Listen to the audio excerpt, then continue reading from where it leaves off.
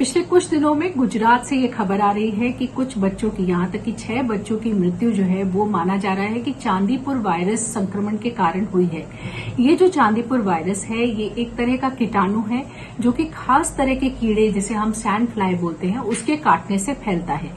ये जो virus infection है ये सबसे पहले 1965 में महाराष्ट्र के चांदीपुर गांव में इसका जो है पता चला था और इसीलिए तब से इसका नाम चांदीपुर वायरस रखा गया है। ये एक खास तरह का कीड़ा है जिसे अंग्रेजी में सैंड फ्लाई बोला जाता है, कुछ लोकल लैंग्वेज में गांव में इसे पापट भी बोला जाता है। ये जो कीड़ा होता है मच्छर जैसा दिखने वाला कीड़ा होता है, लेकिन इसके काटने से ये वायरल इन्फेक्शन जो है व्यक्तियों में आ जाता है। एक व्यक्ति से दूसरे को संक्रमण नहीं होता है, ये संक्रमण केवल इस कीड़े से, जो कि पहले से उस वायरस से संक्रमित होता है, उसके काटने के कारण ही होता है। दिक्कत की बात यह है कि ये संक्रमण बहुत तेजी से बढ़ने वाला संक्रमण है, यानी कि ये देखा गया है कि मात्र 24 से 48 घंटे के अंदर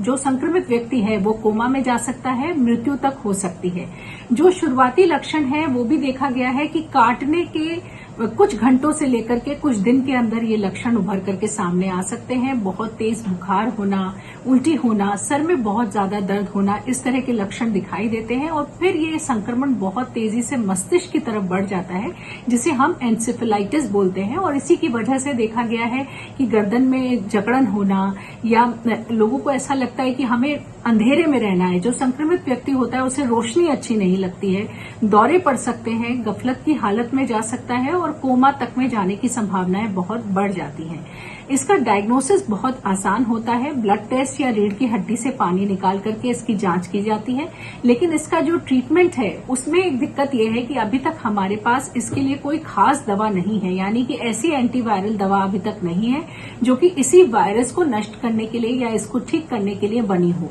ऐसी स्थिति में जिस तरह के लक्षण होते हैं, जिस तरह की स्थिति होती है, उस हिसाब से ट्रीटमेंट किया जाता है। इसीलिए शुरुआती लक्षण पहचान करके तुरंत अस्पताल पहुंचना बहुत ज्यादा जरूरी हो जाता है। खास तौर से ऐसी जगह पर जहां ये संक्रमण फैल रहा हो वहां पर बहुत ज्यादा निगरानी रखने की जरूरत है और अगर इस तरह के कोई भी लक्षण दिखाई दे तो तुरंत अस्पताल अपने जो अभिभावक है या जो व्यक्ति संक्रमित है उसको ले जाने की बहुत ज्यादा जरूरत है। वहीं ये भी ध्यान रखिए कि इससे बचने के जो तरीके हैं वहां हमें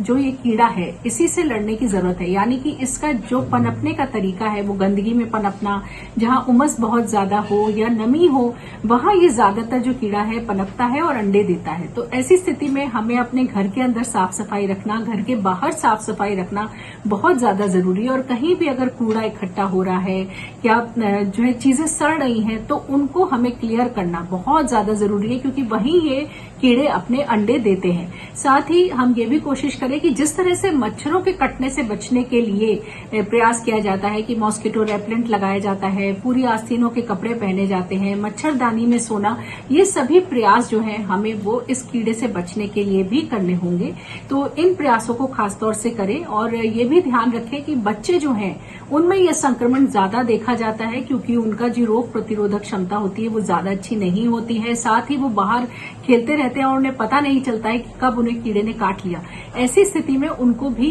पूरी आस्तीनों के कपड़े पहनाना, इस बात का ध्यान रखना कि वो ऐसी जगह नहीं खेले जहां कीड़ों के पनपने की संभावनाएं ज्यादा हो, इस बात का हमें खास तौर से ध्यान रखना होगा।